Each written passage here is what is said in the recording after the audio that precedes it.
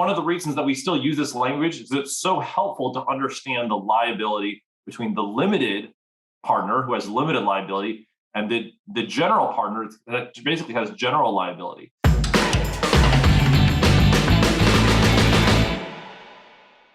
Hi, everybody. Once again, David and Drew with Nighthawk Equity here. In order to understand what a real estate syndication is, you have to know the difference between a general partner and a limited partner. Drew, what are some key differences between these two things that investors must know? Sure. Thanks, David. So general partners are the people that put the deal together. They're also called the syndicators of a deal, right? They go out, they find the deal, they underwrite the deal, they go on site and make sure it looks good, and they sort of put everything together. So they manage the asset and they hold really essentially all of the control.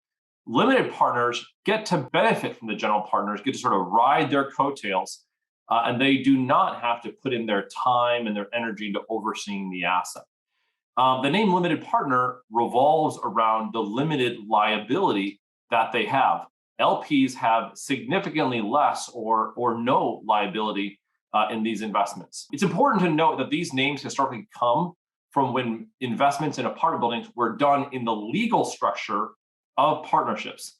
Nowadays, we do them inside LLCs. And so legally, technically, they're not LPs and GPs, but we speak of it that way just to delineate the people that are on the operating side or the GP side, or on the passive side, the LP side. Now, let's talk a little bit more about the liabilities between the LPs and the GPs. What are the key differences between the amount of liabilities possessed by the general partners as opposed to the limited partners? Right. Yeah, David, one of the reasons that we still use this language is that it's so helpful to understand the liability between the limited partner who has limited liability and the general partner that basically has general liability. So the LP's liability is usually limited to what they've invested. So if you put $100,000 into a deal, the worst that can happen to you is you lose that $100,000. Now that's unlikely, but it could happen, right? Whereas the GPs, as the people that put the deal together, take on even more risk in order to give the benefit of the investment to the LPs. So the GPs will sometimes personally guarantee the debt on the asset. So you buy a $10 million apartment building, there's $8 million of debt on it.